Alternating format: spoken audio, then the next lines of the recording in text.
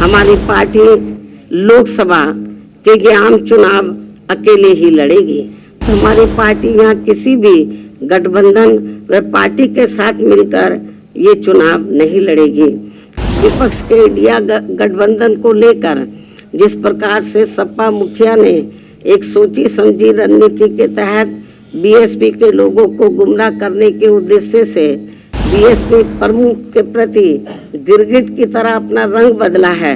Media में ये भी फर्जी व गलत खबरें प्रचारित की जा रही हैं कि ऐसा लगता है कि अब बीएसपी प्रमुख जल्दी ही राजनीति से संन्यास लेने वाली है। इसमें गरीबों, मजदूरों, बेरोजगारों तथा बहुजन समाज के सभी वर्गों के लोगों को बीएसपी से जुड़ना तथा इन्हें फिर सत्ता तक पहुंचना बहुत जरूरी है।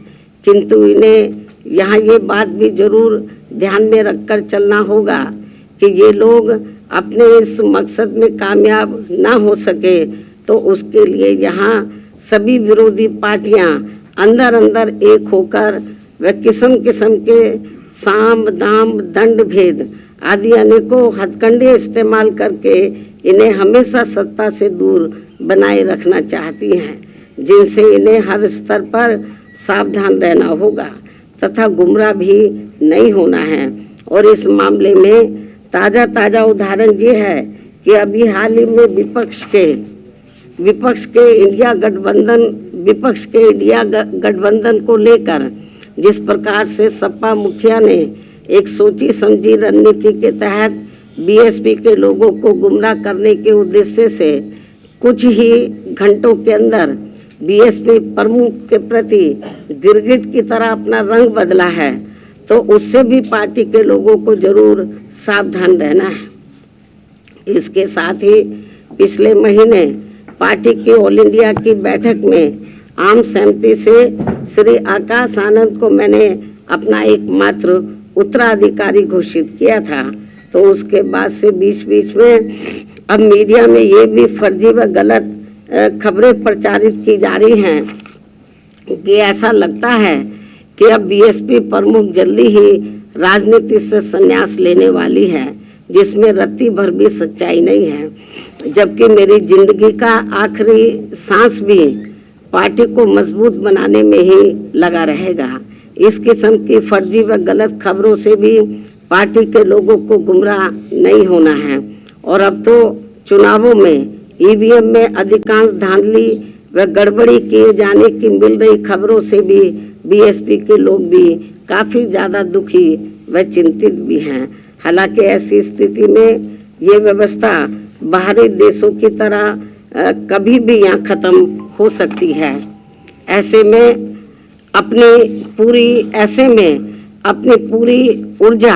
पूरी ऊर्जा से पार्टी को मजबूत बनाने में लगे रहना है। अपनी पार्टी के लोगों को ऐसे में अपनी पूरी ऊर्जा से पार्टी को मजबूत बनाने में लगे रहना है। और यदि पार्टी के लोग इन सभी हालातों का मुकाबला करके अपनी पूरी ईमानदारी व निष्ठा से आगे बढ़ने की पहल करते हैं तो फिर हमारी पार्टी जरूर आगे बढ़ेगी।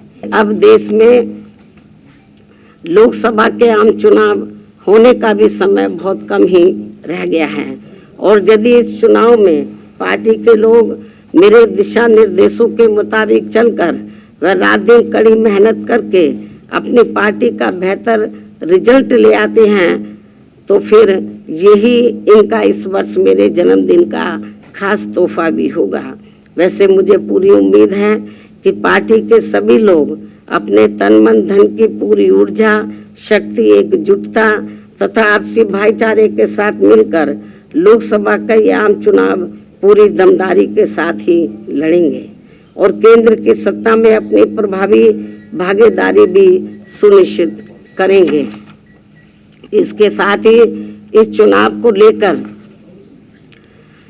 यहाँ मैं ये बात भी फिर से स्पष्ट कर देना चाहती हूँ कि हमारी पार्टी देश में जल्दी ही घोषित होने वाले लोकसभा के ये आम चुनाव यहाँ गरीबों एवं उपेक्षित वर्गों में से विशेषकर दलितों, आदिवासियों, अति पिछड़े वर्गों, मुस्लिम व अन्य धार्मिक अल्पसंख्यक समाज के लोगों के बलबूते पर ही पूरी तैयारी व दमदारी के साथ अकेले ही लड़ेगी।